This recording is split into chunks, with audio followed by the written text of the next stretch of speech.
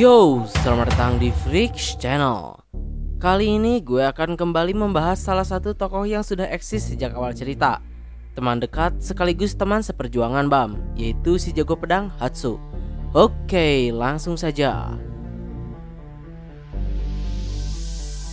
Hatsu, dia ini merupakan seorang regular tingkat C biasa, namun dia bukanlah regular sembarangan.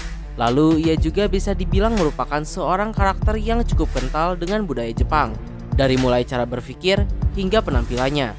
Tak banyak informasi mengenai masa lalu Hatsu ini, namun dikatakan ia berasal dari keluarga yang sederhana di menara. Sebelum masuk ke menara bagian dalam, disebutkan Hatsu juga memiliki dua saudara kandung, yaitu satu adik perempuan dan satu adik laki-laki. Lalu tujuan Hatsu menaiki menara sendiri untuk mencari kehormatan dan kebanggaan. Berikutnya untuk penampilannya sendiri, Hatsu ini memiliki style seperti orang Jepang, terlihat dari nama, pakaian, dan juga senjata yang ia pakai, yaitu sejenis katana. Hatsu sendiri memiliki perawakan seperti orang normal pada umumnya, dengan rambut panjang dan mata berwarna hitam. Lalu ia juga bisa dibilang cukup tampan, terbukti dengan endorsi yang sempat terlihat menggoda Hatsu, walaupun Hatsu sendiri tak tertarik dengan hal seperti itu. Lalu Hatsu juga beberapa kali terlihat selalu mengenakan pakaian tradisional khas Jepang. Berikutnya tidak hanya penampilannya, kepribadiannya pun juga mengadopsi cara pandang seorang samurai dari Jepang. Hatsu ini memiliki kehormatan seorang ksatria yang sudah ditanamkan pada dirinya sejak kecil. Maka dari itu Hatsu ini sangat loyal dan setia pada temannya, dan akan selalu membalas kebaikan seseorang. Ya, Hatsu ini merupakan orang yang sangat setia dan loyal pada rekan setim. Karena dengan kehormatannya sebagai seorang ksatria, ia menganggap bahwa mengkhianati rekan sendiri merupakan hal yang dilakukan oleh seorang pengecut. Bukan hanya itu, Hatsu juga selalu mempercayai rekannya dan tak pernah sekalipun meragukan mereka, meskipun mereka berbohong. Contohnya pada saat Hatsu pertama kali setim dengan Shibishu, Shibishu selalu membual bahwa dirinya menguasai teknik bela diri mematikan. Dan dengan polosnya Hatsu mempercayai hal tersebut, sehingga membuat Shibishu berada di posisi yang cukup memilukan. Lalu terlepas dari itu, Hatsu juga merupakan orang yang cukup pendiam dan selalu berkepala dingin. Hatsu ini hanya berbicara seperlunya saja, dan mungkin bisa dibilang jarang bersosialisasi.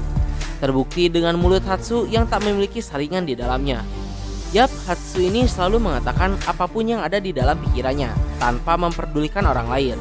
Contohnya pada saat di lantai 2, Hatsu ditempatkan di posisi scout, dan ia pun diberikan tugas untuk mencari 10 orang teman.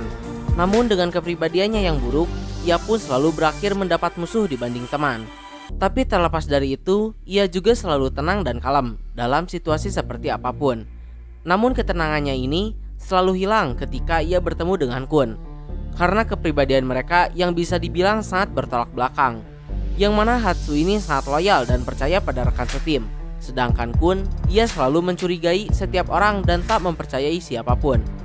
Ketika mereka bertemu, Kun seringkali mencemooh dan melontarkan kata-kata sarkastik pada Hatsu, karena cara pandangnya yang bisa dibilang cukup kuno. Yang juga Hatsu selalu membalas hal tersebut, hingga tak jarang perselisihan mereka berdua ini berujung dengan perkelahian. Bahkan pertikaian Hatsu dan Kun ini pernah sampai menyebabkan mereka berdua terluka cukup parah. Dan yang terakhir untuk kemampuan Hatsu sendiri akan gue jelaskan sekaligus dengan sepak terjangnya. Seperti yang gue bilang sebelumnya, Hatsu ini bukanlah regular sembarangan. Sejak awal cerita, pada saat kemunculannya di awal ujian lantai 2, ia dapat mengalahkan beberapa regular lain dengan cukup mudah. Hingga akhirnya ia bertemu dengan anak Zahard. Pertarungan pun terjadi dan terlihat mereka cukup seimbang, walaupun sepertinya anak belum mengerahkan seluruh kemampuannya. Sampai akhirnya ujian pun selesai. Dan seperti yang udah gue jelaskan di pembahasan Shibishu, Hatsu pun akhirnya setim dengan Shibishu dan anak. Pada saat itu juga terlihat Hatsu bertarung dengan menggunakan dua pedang sekaligus. Namun pada saat season 3 dan seterusnya, Hatsu tak pernah terlihat lagi menggunakan teknik dua pedangnya. Lanjut cerita, pada saat pembagian posisi, Hatsu terpilih menjadi seorang scout, dan terbukti ia cukup handal dalam posisinya tersebut. Lalu singkat cerita, setelah kematian Bam, Hatsu dan kawan-kawan pun kemudian lanjut menaiki menara dalam tim yang dipimpin oleh Shibishu. Pada saat kemunculannya di season kedua, Hatsu sudah cukup terkenal sebagai seorang regular yang disegani. Seringkali nama Hatsu disebut oleh para reguler lain, terutama tentang berita kekalahannya dari Kasano, sang senjata ignition hidup, yang menunjukkan keterkejutan para reguler lain atas kekalahan Hatsu, yang juga menunjukkan popularitas Hatsu sebagai seorang reguler yang disegani. Hingga akhirnya pada saat Arc Workshop, Hatsu mendapat kesempatan untuk berduel kembali dengan Kasano. Pada kesempatan kedua tersebut, Hatsu sukses memberikan luka pada Kasano. Namun ketika Kasano mulai serius, Hatsu tetap dapat dikalahkan begitu saja. Bahkan pedangnya pun hancur oleh Kasano. Setelah kekalahan yang keduanya itu, Hatsu pun kemudian berlatih lebih keras lagi. Lalu berikutnya, Hatsu muncul kembali di stasiun Emhan. Saat itu Hatsu tampil dengan cukup keren. Terlihat ia memakai pakaian tradisional khas Jepang lengkap dengan dua pedang barunya, yang salah satunya adalah Donghae.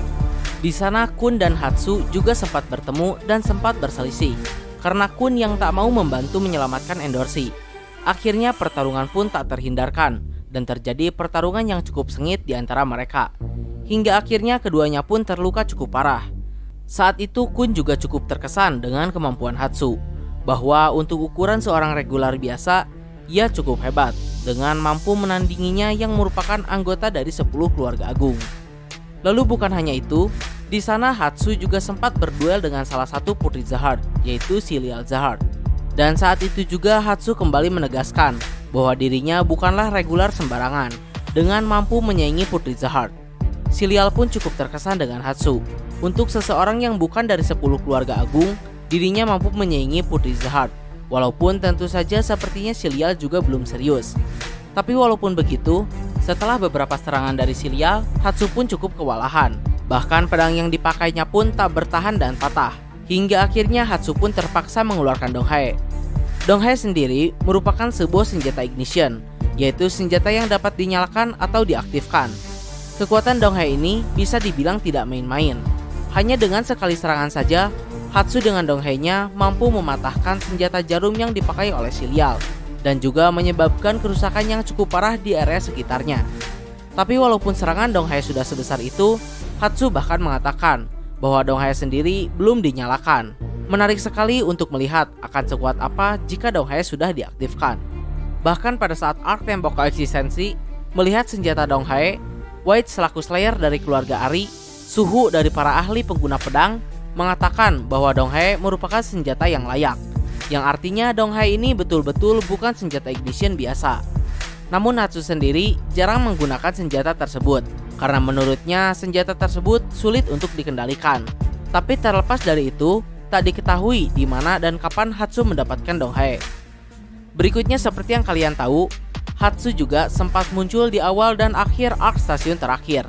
Dan setelah arc tersebut, di season 3 hingga saat ini, Hatsu kembali berkumpul bersama Bam dan kawan-kawan. Namun ada hal yang cukup menarik pada saat arc tembok koeksistensi. Di sana Bam dan kawan-kawan ditugaskan untuk melepaskan Dowon yang tersegel di tembok koeksistensi. Yang mana saat itu White juga diminta untuk membantu Bam. Namun karena suatu hal, Bam dan seluruh timnya pun berakhir di penjara.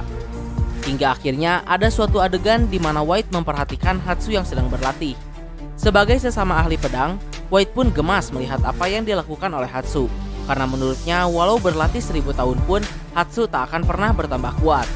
Lalu saat itu White pun memperlihatkan sedikit kemampuannya dan mengatakan bahwa jika ia bisa menguasai 1/10 saja dari teknik berpedang Ari, Hatsu bisa dibilang sudah cukup kuat.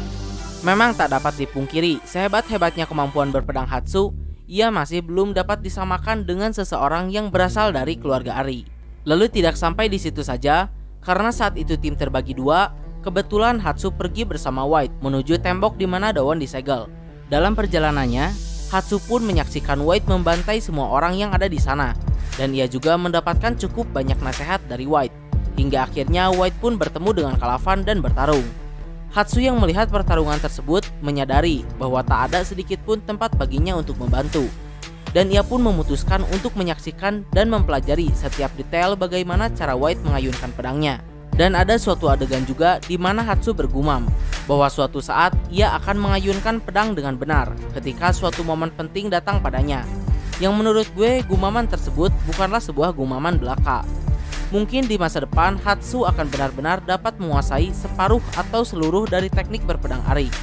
Atau mungkin Hatsu akan menciptakan teknik pedangnya sendiri yang sebanding dengan teknik berpedang Ari untuk membantu rekan-rekannya. Ya, cukup menarik untuk melihat hubungan Hatsu dan White ini. Gue harap sih Hatsu akan menjalin hubungan guru dan murid dengan White, walaupun kemungkinannya sangat kecil. Nah, mungkin kurang lebih itulah penjelasan mengenai Hatsu ini. Untuk next video, gue akan membahas tentang anak The Heart. Oke, mohon maaf untuk kesalahan dan kekurangannya. Like, share, subscribe bila suka, komen bila ada kritik dan saran. Terima kasih telah menonton. Ciao.